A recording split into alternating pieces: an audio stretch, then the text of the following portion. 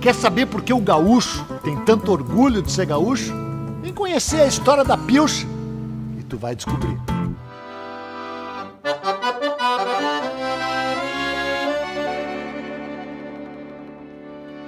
Cara, tem gente que usa terno e até se deixa enforcar por uma gravata, né? Todo dia, correndo pra cima, pra baixo, nesse mundão sem porteira.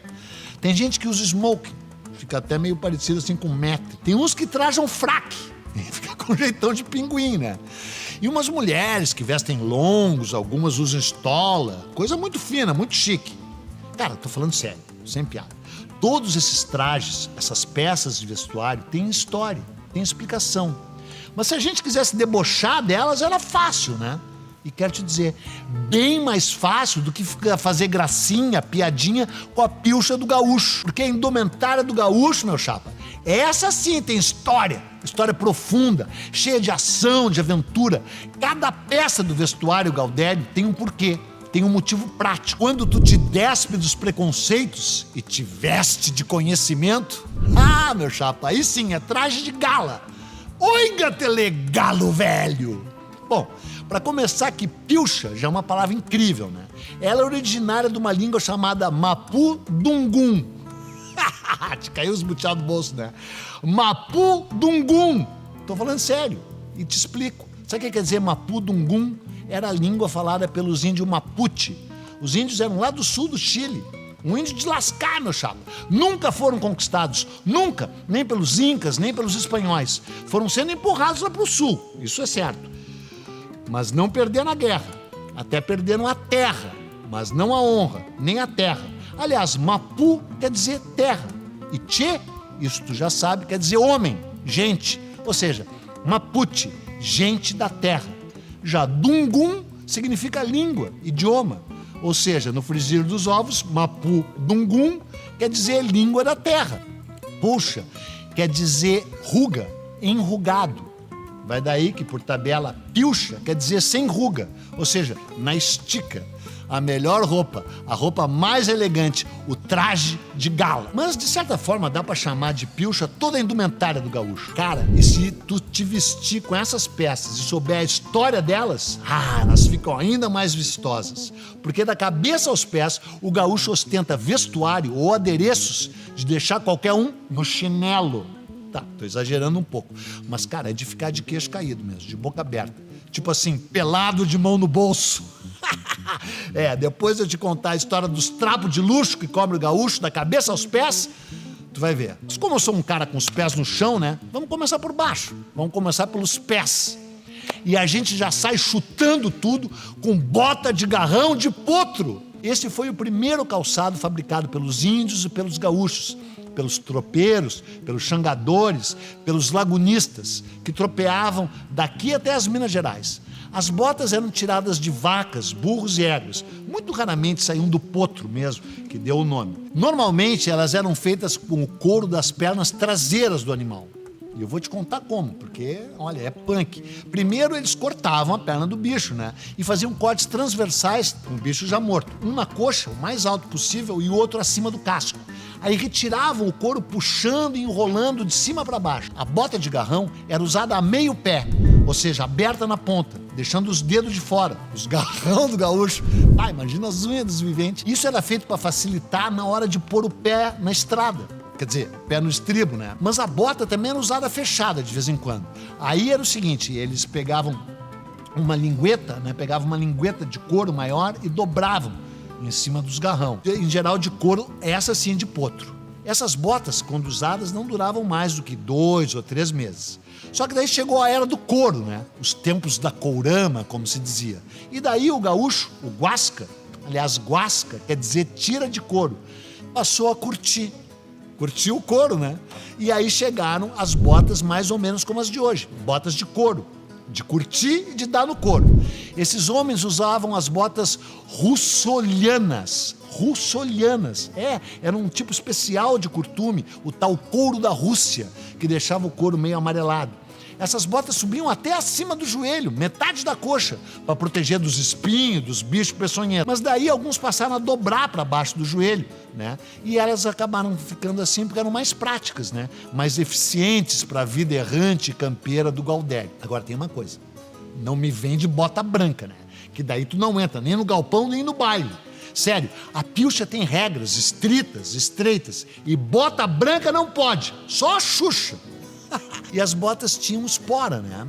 As mais comuns eram as tais esporas nazarenas, ou europeias, e as chilenas, que eram americanas. As nazarenas têm esse nome por causa dos espinhos pontudos que nem os cravos que martirizaram nosso Senhor Jesus Cristo. Tá, mas tem ainda as alpargatas, né? Bom, começa que qualquer coisa que começa com al vem dos mouros, vem dos árabes. Almofada, algazarra. Então, alpargata se origina do árabe albargat, que quer dizer sapatilha. Sim, os mouros usavam as alpargatas como farda militar de combate. Não porque fosse bom lutar de alpargata, né? Mas porque era fácil e barato de produzir e protegia o pé, né? Bem ou mal. E foi por causa dessa simplicidade da produção das alpargatas que elas acabaram conquistando todas as classes trabalhadoras espanholas, tanto as urbanas quanto as rurais. E aí, como os espanhóis e portugueses se mudaram em massa para o Cone Sul aqui, trouxeram nas suas bagagens as alpargatas, que além de confortáveis, são baratas e se tornaram inseparáveis dos homens e das mulheres, desde o século XIX até hoje. E aí tu me pergunta, a alpargata faz parte da pilcha? Mas claro que sim, vivente, para as atividades em dias secos, ou então para ficar de banda em casa, né? Quase uma obrigação, aliás, tu tirar as botas e trocar ela pelas alpargatas, né? Para ficar na baia. E fica de cirola também. Sim, cara, o gaúcho usa cirola. Mas depois a gente fala delas, porque agora é hora de falar da bombacha, ou bombachudo. Olha, e tem bastante polêmica em torno da origem da bombacha. O certo é que o nome vem de bomba, porque elas tinham esse formato, como é que eu vou te dizer, rotundo, né, arredondado, explosivo. Explosivo mesmo, porque foi assim a entrada da bombacha no Novo Mundo. Ela foi usada para vestir os soldados da Guerra do Paraguai. Dizem que foi exportada para cá pela Inglaterra, que tinha descoberto a moda durante a tal Guerra da Crimeia, na qual os soldados daquelas bandas de lá usavam um uniforme bombachudo. Parece que a origem da bombacha é turca, portanto, a bombacha tem uma pegada árabe, como tantos dos adereços ligados à história do gaúcho. As bombachas são largas na fronteira, estreitas na serra e medianas no planalto, abotoadas no tornozelo, quase sempre com o tal botão favo de mel. A bombacha certa é aquela que tem o cós largo e que não tem alça para cinto, né? Tem 2 bolsos grandes nas laterais, de cores claras nas ocasiões festivas e mais sóbria, mais escura, para viagem ou para o trabalho.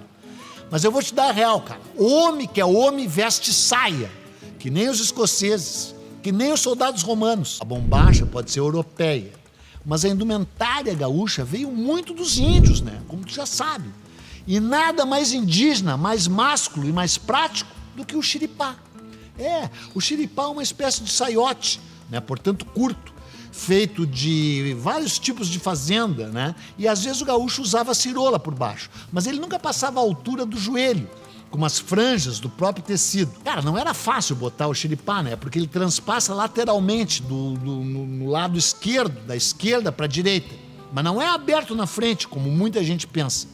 O tecido empregado por xiripá, quanto mais simples, melhor. Em geral de algodão, mas depende da posse do indivíduo, né? Os mais ricos usavam uns de couro e de outros tecidos. Teve o xiripá primitivo, de 1730 a 1820, e o xiripá farroupilha, até 1865. Esse era bem gaúcho mesmo. Era um traje funcional, curto nem comprido, né? Indo até o joelho, cobrindo o joelho. E o Paixão Cortes, esse grande tradicionalista, se apresentou uma vez num show da Bebi Ferreira em 1962 e causou polêmica entre os tolos e os trouxas, porque trouxa e tolo sempre teve por aí, né?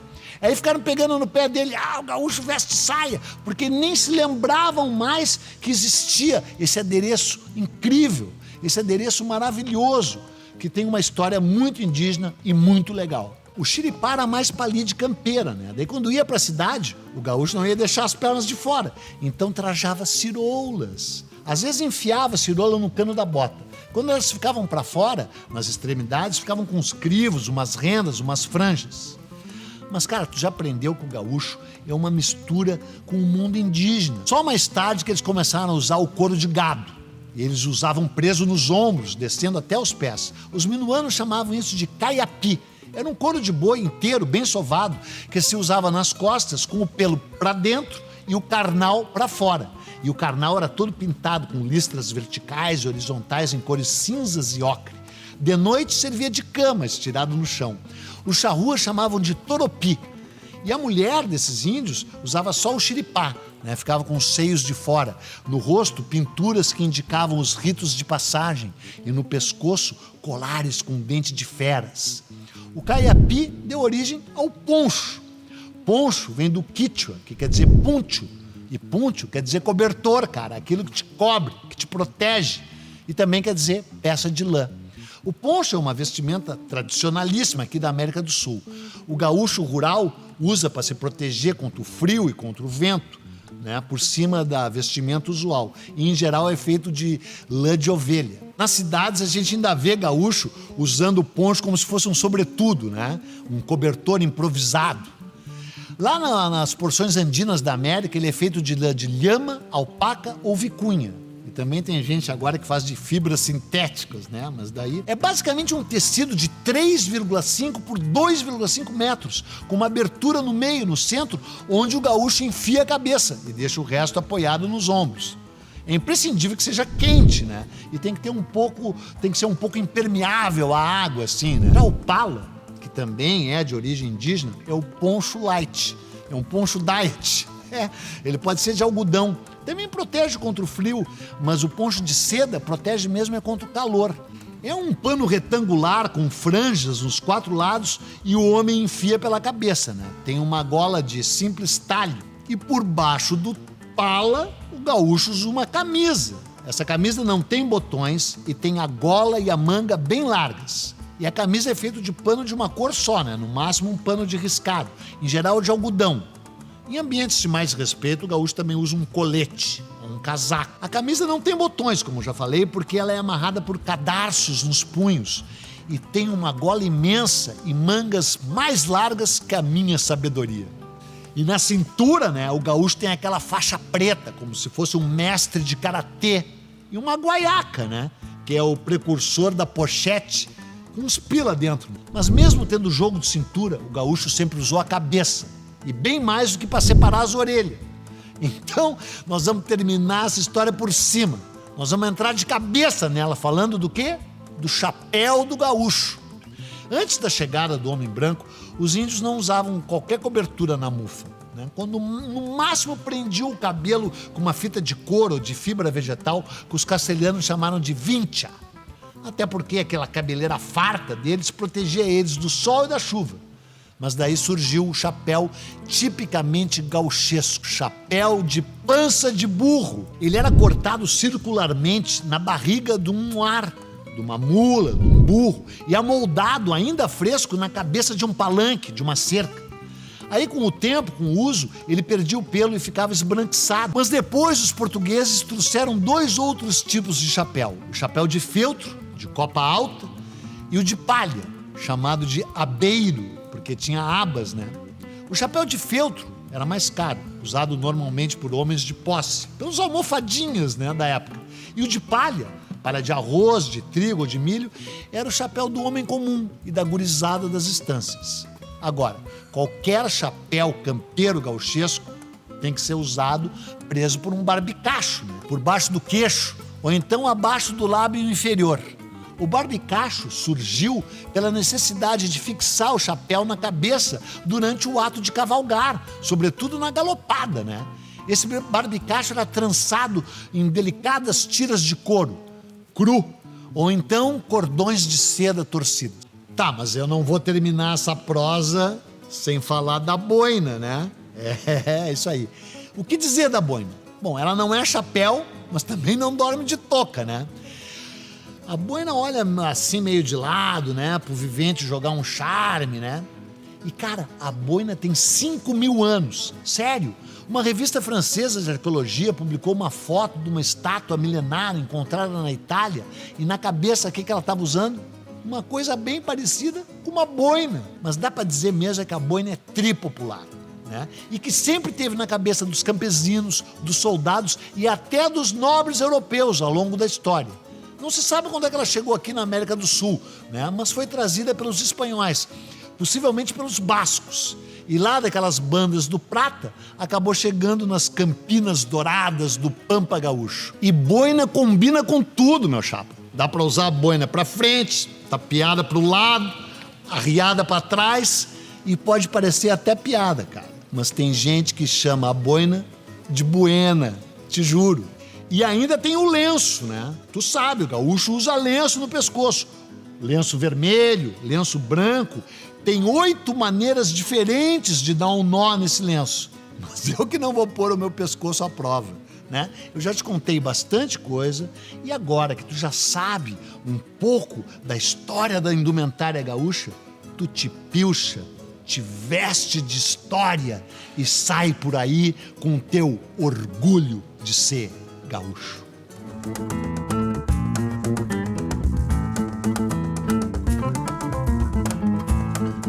Quer saber por que o gaúcho tem tanto orgulho de ser gaúcho?